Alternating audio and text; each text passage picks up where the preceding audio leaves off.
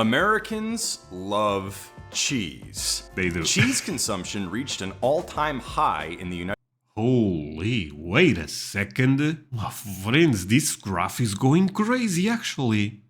Man, Americans really love cheese. Why Americans eat so much cheese? My friends, this is a great question, but before I go into that, let me ask you for one thing. If you can leave a like, thank you so much, is the best way to show support. Now, if you can subscribe, well, in that case, forget about it. You make my day. Have that in consideration.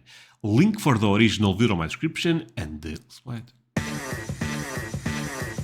Americans love cheese. They do. Cheese consumption reached an all-time high in the United Holy, wait a second.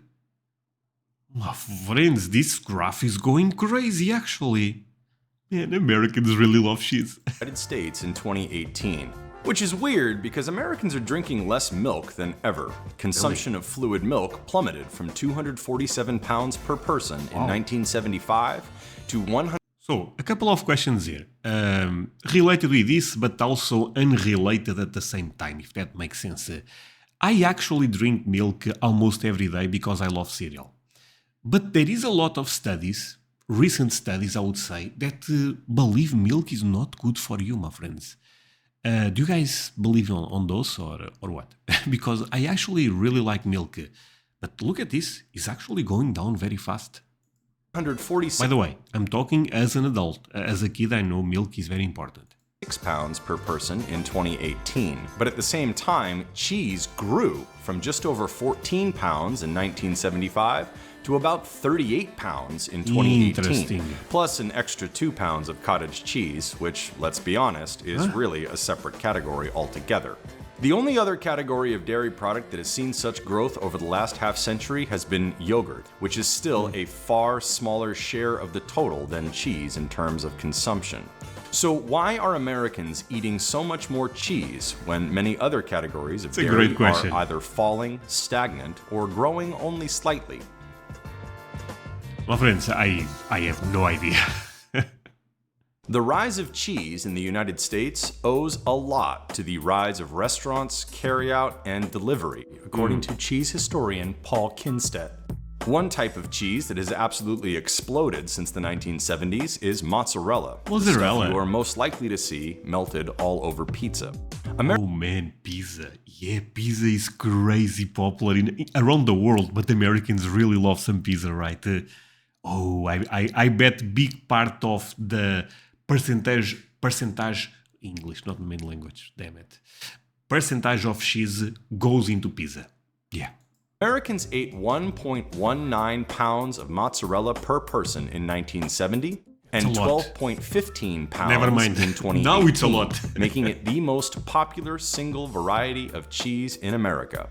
And yes, pizza is said to be one of the primary reasons mozzarella has become so popular across the United States. Of course. Pizza moves about 25%. You talked about mozzarella. Pizza moves about 25% of the cheese, in the US. So it moves.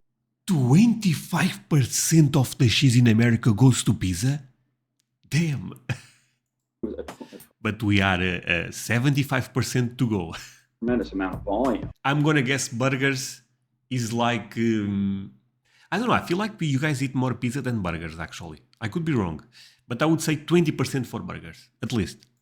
Pizza was once not the American favorite it is today. Instead, it was a distinctly Italian specialty, found in the mostly Italian sections of cities around the country. But in the middle of the 20th century, pizza went mainstream. Large chains such as Domino's, Pizza Hut, and Little Caesars brought the Neapolitan street food to the masses, and pizza's reach has been growing ever since. A study in 2014 from the USDA found that 1 in 8 Americans aged 2 years or older and more than 25% of all males between the ages of 6 and 19 ate a slice or more on any given day. The US pizza market was worth more than $45 billion in 2019. Domino's, the world's largest pizza chain, built its... Wait. My friends, actually, I have a great question for you. 2 years ago, a Domino's ended up opening in my city. It's not exactly in my city, but I would say is 30 minutes by car. But I never went there. Am I missing something? Because Domino's, from what I understand, is very famous in America. Pizza Hut, I really like it. But I never went to Domino's. But I have one close. Should I go? You know what? Leave me a comment if you think I'm missing something. And I may record that for you, my friends, because I think it would be interesting to see Domino's in Portugal versus Domino's in America. Would you guys agree? Business on perfecting the art of rapidly making and delivering pizza to households around the country. So let's run this part back, sorry. $1 billion Damn, this number is crazy. in 2019. Domino's, the world's largest pizza chain, built its business on perfecting the art of rapidly making and delivering pizza to households around the country. Perfect. As it has grown more popular, the pizza market has segmented from cheap slices all the way up to gourmet pies. There are sit-down restaurants, carry-out, delivery, take and bake, and pizzas at the grocery store, fresh and frozen. What's happening if you look at the whole pizza category and the cheese piece, you still have that value pizza that you can get for $2 at I eat a good amount of those on my days, or still nowadays, actually. grocery, all the way up to $20 plus at restaurants, and the continued innovation taking place with brick oven pizzas. Now, they're selling $5,000 pizza ovens that people are putting in their backyard. While pizza is originally Italian, American companies have successfully exported their own version to other countries around the world, even those where cheese is traditionally rarely eaten, such as China. But other varieties of cheese have also benefited from the decades-long growth of food service in the US. The increasing popularity of cuisines such as Mexican and Southwestern-style food have boosted the popularity of classic American-style cheese varieties such as cheddar and jack. We partnered with Taco Bell. We started working with them in 2012. They used to view cheese as a garnish like lettuce and tomatoes, and we started showing them all these new innovative properties that cheese can do. Now they stuff the shell with cheese. We just launched with them a grilled cheese burrito where actually... Holy, that burrito is looking so sexy, my friends. Taco Bell is a great place to eat. You guys cannot convince me either. No, this is one of the best fast food chains in America. I feel like, take a look at that. That is looking so sexy. But it's really interesting that at one point they thought cheese was not important. What? What the hell? It's got cheese sauce on the inside and a melty cheese on top. Their consumers love the transformation.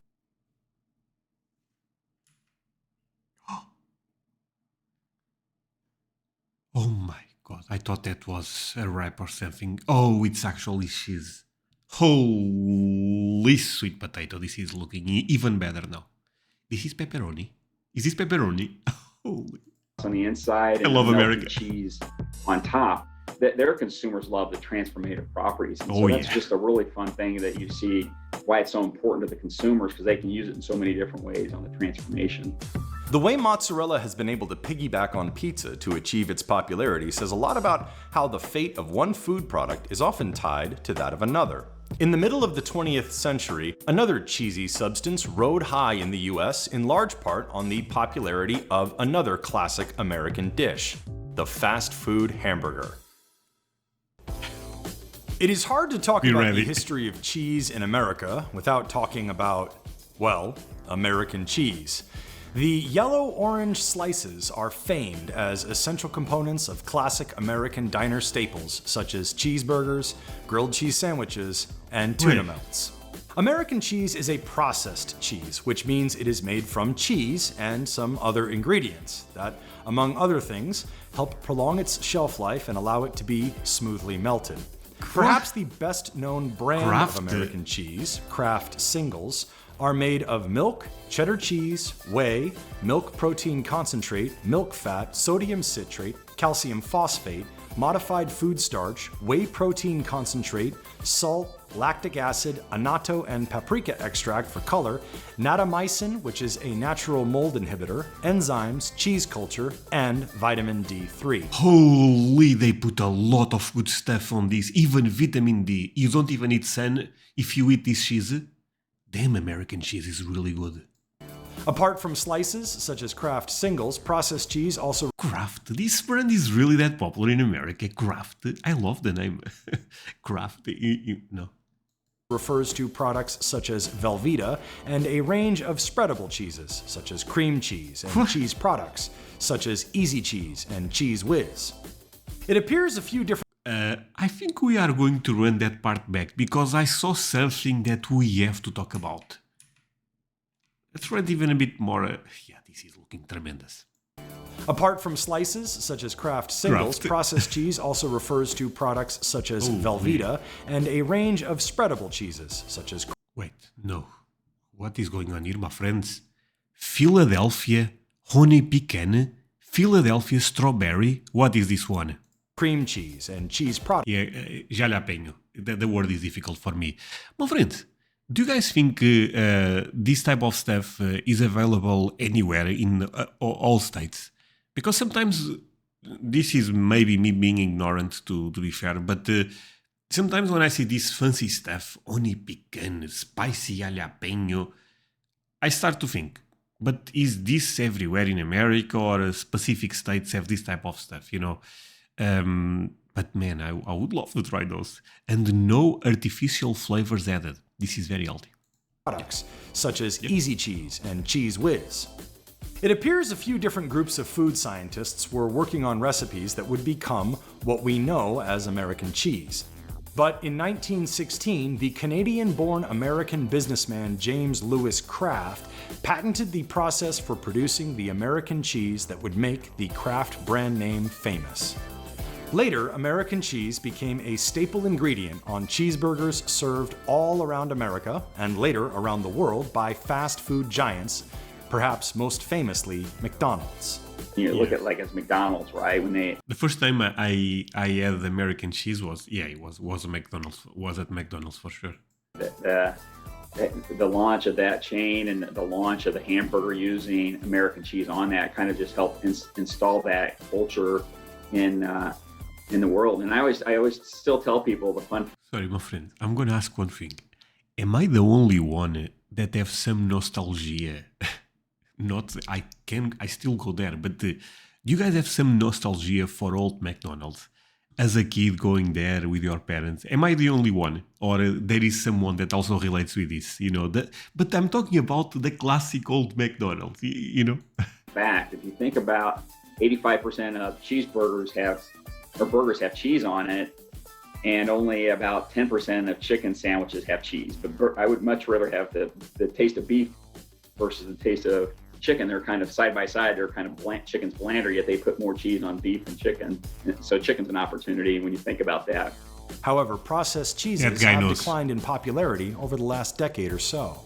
For example, industry research group IRI told CNBC that processed cheeses, such as slices and spreads, sold in the cheese section of the grocery store dairy aisle have seen sales. Oh, but we are making a comeback. Take a look at this.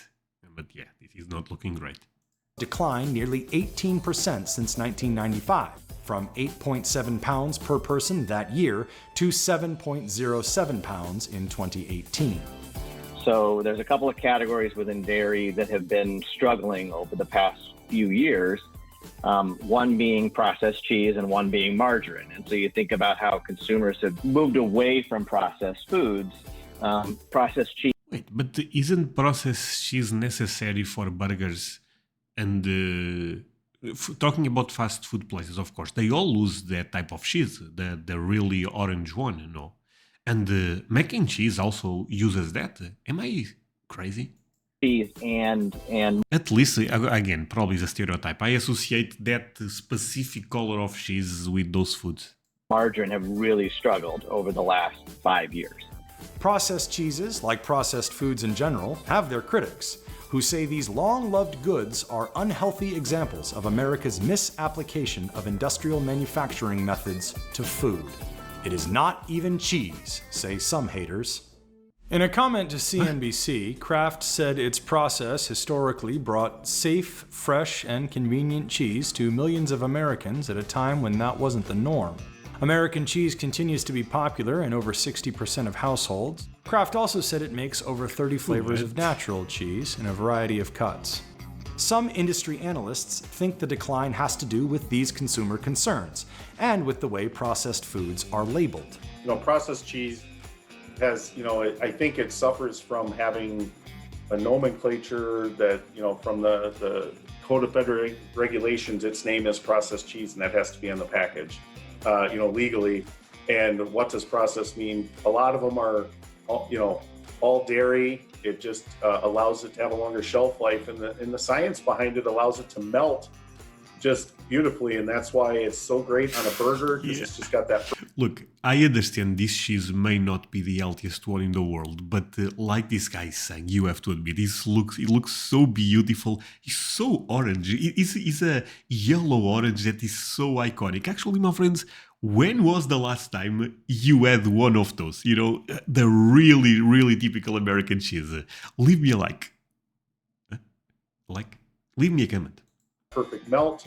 If I want to make a cheese dip, there's not much better than a processed cheese to put that together because of its smooth melt. It's not going to oil off. That's the properties it owns, and it should have. Intriguingly, while grocery sales of processed cheese are down, customers ordering cheese or sandwiches with cheese at the deli counter, whether in a grocery store or elsewhere, seem to be opting for American cheese, the processed kind, at about the same rates they have in the past. Another reason why processed cheese might be falling out of favor is that technology for packaging natural cheese has improved tremendously, undercutting the need for preservatives. When you shifting forward to the category, really what happened was it was the introduction of all the new flavor cheese, and also I'll call it the packaging systems, higher quality packaging preservative systems to enable natural cheese to be launched and stay without molding.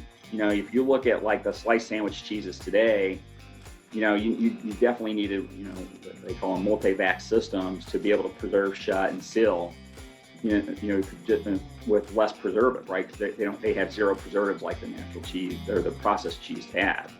It is notable, however, that processed cheese has seen a bit of a resurgence of interest amid the coronavirus pandemic. With more people cooking at home, stocking their pantries, and perhaps eager for nostalgic comfort foods, the fact that processed cheese is processed might actually now be a selling point. But consumers now faced with wanting to have stuff, products that had a longer shelf life. This is a great point, actually. Yeah, but maybe this, I don't know, this video, I suppose it is old. That's why they are saying that. But during the pandemic, yeah, I can see an argument. Maybe were canned, that they were shopping in different sections of the store that maybe they hadn't shopped in before. Kraft macaroni and cheese, I think, had a huge uptick in terms of the volume that it sold during COVID. But what we saw was processed cheese and margarine all of a sudden see some pretty good growth, which we hadn't seen again for like the last 4 or 5 years. Kraft told CNBC it has seen double-digit growth in its singles product in 2020 and pointed out that internet searches for grilled cheese sandwiches, which frequently feature Kraft singles, are up 30%. Okay, my friends, I have to pause it. This video talks about this brand all the time. Anyone watching is actually aware of this brand, and of course you guys are right, this is very famous in America.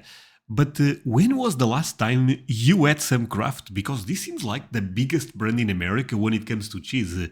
Is this actually a really good cheese? Looks nice. While restaurants are largely behind the rise of cheese eating in America, what consumers are buying at grocery stores also shows how the cheese market has changed. Stores are stocking ever greater varieties of cheese in an array of forms to make it easier for customers to incorporate cheese into their diets. The aforementioned changes in packaging have had a huge impact, and not just on processed cheese. Historically, grocery store cheese was sold mostly in blocks. Over the last few decades, companies have found ways to package cheese for convenience and to market new categories of products for customers. Kraft American Singles. These pasteurized processed cheese food slices can make your basic tuna salad sandwich pretty special. They're individually wrapped, so they're easy to open. Sometimes all a company has to do to induce customers to buy cheese is cut it for them. For example, those bags of shredded cheese you see everywhere, they came about in the 1990s when the process for easily shredding and packaging large amounts of cheese was developed. Now, shredded cheese is the biggest seller of natural cheese varieties. The entire natural cheese category is worth around $17 to $18 billion, and shredded cheese alone is about $6 billion of that. Customers like the convenience. One of the things we look at is once you put a shredded cheese in the household, they just use it so many different ways. I think about a quarter of the use was just people snacking out of it. You know, if you're making a omelet, people. Wait, I never did that. I'm not joking. And I have that cheese in my home all the time. Wait, you guys go and pick. Man, I have to try it now. What? Still snack. If you're making a quesadilla, they were still snacking before they even made the quesadilla. Damn, that's a great idea. Okay, I'm missing in life. Yeah, and it just became a snacking device, and that actually led to different snacking forms being introduced. Basically, I'll run it a bit back. The reason I never did this is when I'm going to open the bag, I always have a reason for that. Normally, is to put on my pasta. I like to put cheese on my pasta, but or make a recipe with my wife or something. But never for omelet. People still snack. Omelets. Yeah, I also put cheese on my eggs. Yeah. Making a quesadilla, they were still snacking before they even made the quesadilla, and it just became a snacking device, and that actually led to different snacking forms being introduced. When you go in homes and do the ethnography with the products, that's where you see a lot of the innovation take place. Well, how are you using this? There is also pre-sliced natural cheese, which is sold in what are called shingle packs because they resemble. Okay, my friend, so let's run this one back. This is very important. Sorry. Well, how are you using this? There is also So, real talk here, my friends, and I need your perspective on this one. In Europe, we find it's basically natural cheese all over. Looks this color. But finding the one with the American color, by the way, that looks kind of sexy when you put that on a burger, is almost impossible. Tell me in the comments, when was the last time you actually end up going to the supermarket and get the typical American cheese? The reason I'm asking this is because the video is also suggesting that it's going down. So maybe it's not even that popular anymore. Sliced natural cheese, which is sold in what are called shingle packs because they resemble the shingles found on a roof. But those don't sell as well as whole blocks. Cheese is also cut into crumbles, sticks, cubes, and other snack or garnish-ready sizes. The Baby Bell brand sells small. Oh, this brand is very popular also. Wax-coated wheels of cheese. Brands such as Oscar Mayer and Sargento sell snack packs with cheese, meat, nuts, dried fruit, and chocolate. In some cases, these companies are trying to promote cheese as a portable protein source, capitalizing on interest in high-protein diets. Oscar Mayer even calls one product portable protein packs. It is a way to keep cheese palatable and relevant to customers whose tastes in recent years have increasingly veered toward foods that are at least perceived to be natural and healthy. One potential challenge to cheese is plant-based cheeses. So far, these are a small portion of the market, only about plant-based cheese? Nah, no chance.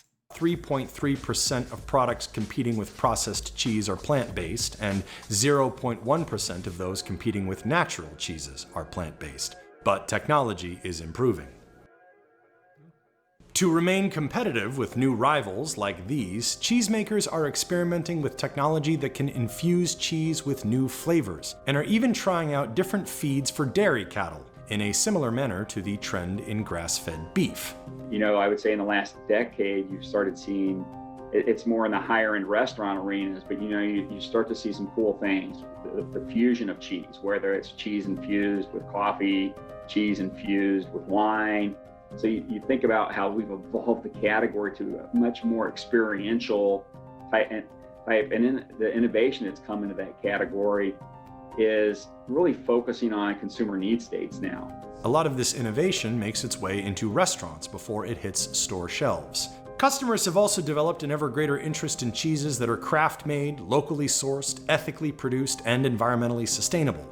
The artisanal or craft cheese market in the United States is so far small, but it is growing. And that's where the artisan cheesemakers really come in and are The problem with that type of cheese is it's crazy expensive. able to find a niche that they want to expand beyond just the typical cheddar. So they might just move a little bit away and say, I'm going to make a bandage cheddar or a cloth bound cheddar and age it, and it gives it an extra savory depth or different flavor. They might go, I'm going to make an original cheese, and it's kind of a Parmesan cheddar hybrid. There are even major cheese competitions among purveyors from the US, Europe, and elsewhere around the world. Chad Gaylor is Vice President of Food Safety and Product Research at Dairy Management, a trade association for the dairy industry. But he is also a judge at some of the largest cheese competitions in the world, where thousands of entries compete for recognition as the best. Right. Did they get the flavor? Before I even taste it, I'm looking at how it looks and the outside, the appearance. And then I get to start tasting it and check that texture. And in my mind, I have a model of what the perfect cheddar or the perfect brie or the perfect thing is. How close does it come to that? And that's how we score it. You know what? I have the idea that French are the best at this, at cheese. I think so. I think they are the best in the world.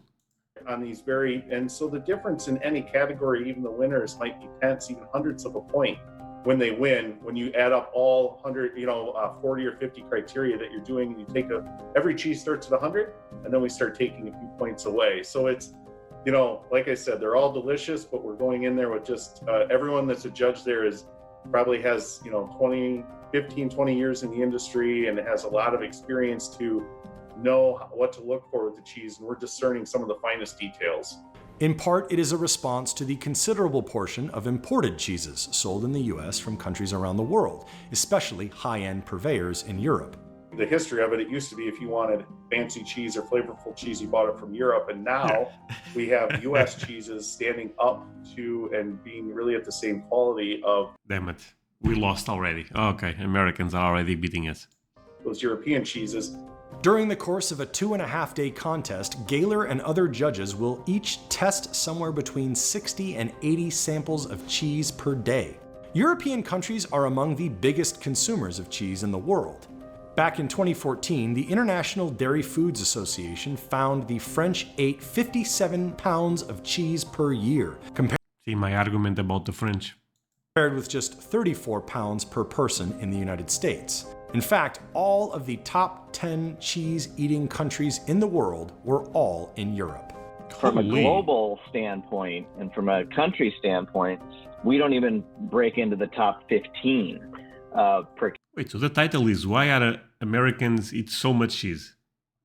And we are the ones that eat so much cheese, actually. What? Capita consumption. Denmark leads it with 28 kilograms per capita. And the U.S. is down there at 17. So you think 17 to 28, there's still a lot of cheese that we're not consuming, even though we've more than doubled our consumption since 75. But if the American appetite for cheese continues to grow, the country could catch up soon enough. Well, this was actually interesting, specific at the end, because this title makes a bit less sense now. The title should be Why Europeans Eat So Much Cheese, and maybe American will catch up to that. But yeah, thank you so much for watching this with me, my friends. Really means a lot. If you end up staying until the end, like I said, it really means a lot, basically. So yeah, see you guys in the next one. Bye, my friends.